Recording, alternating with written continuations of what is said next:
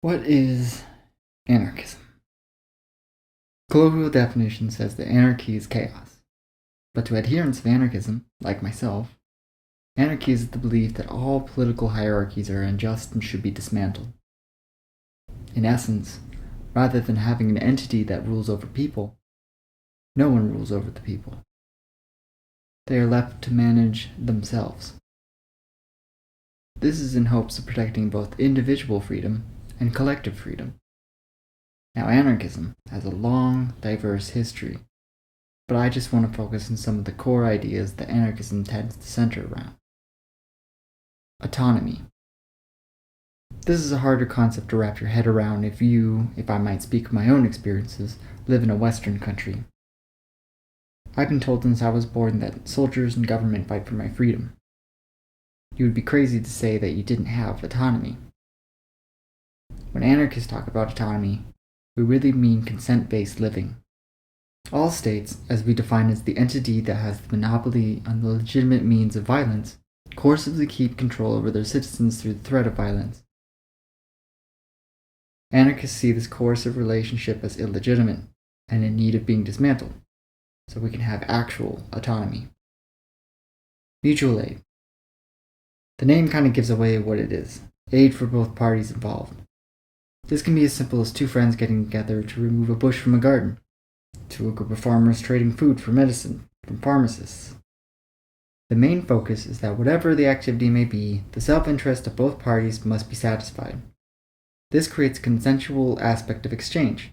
Thus, in the case of mutual aid, no one party is being taken advantage of, as they both get a say in what they want. Direct action. Earlier I gave the statement that the state was defined as the entity who has the control over the legitimate means of violence. For most of everyday life, my own American life, this comes in the form of police officers.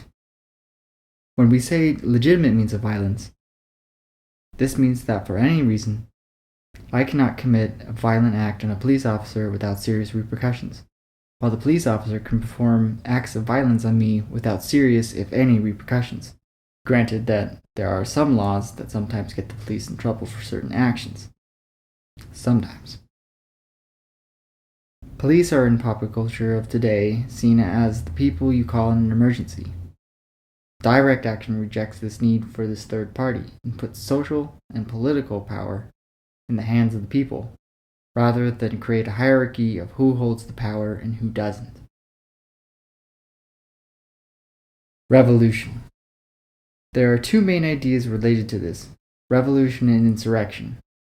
Anarchists that believe in revolution believe that to install our neat ideas, we need a big single revolution to dismantle the government and then try out our society. Insurrectionists, while they agree on installing anarchism, believe that revolution isn't coming. Instead of a single movement to unite and create a stateless society, insurrectionists believe that you need to make a violent effort in your daily life, slowly chipping away at existing power structures. Self-liberation. Anarchists aren't about having a person or group come save them. They believe that they need to save themselves. If anarchism doesn't come from the people, it can't be for the people. Each group of people is unique, and therefore can't be fully understood and have needs met by outside groups. However, we aren't against solidarity either. If someone is asking for help, we are more than ready to help out with liberation. While those aspects are the core ideas of anarchism, how one goes about them varies from person to person. There is a multitude of different ideas. The most popular following ideas found in socialism, like anarcho-communism. However, there are tendencies that critique leftist anarchism, often grouped together under the title post-left, but they could be mixed together with leftist ideas. Some anarchist schools of thought specialize in certain aspects of liberation, such as anarcho-feminism, queer liberation, and egoist anarchism. There is also the label of vanilla anarchism, sometimes called anarchism without adjectives.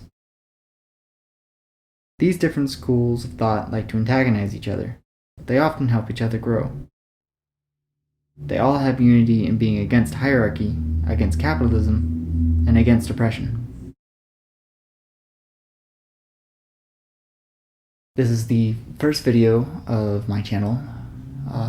I figured I would start out with a basic introduction to anarchism. I'm sure I have lots of unique perspectives to bring to BreadTube, if you'll have me, and thank you for watching.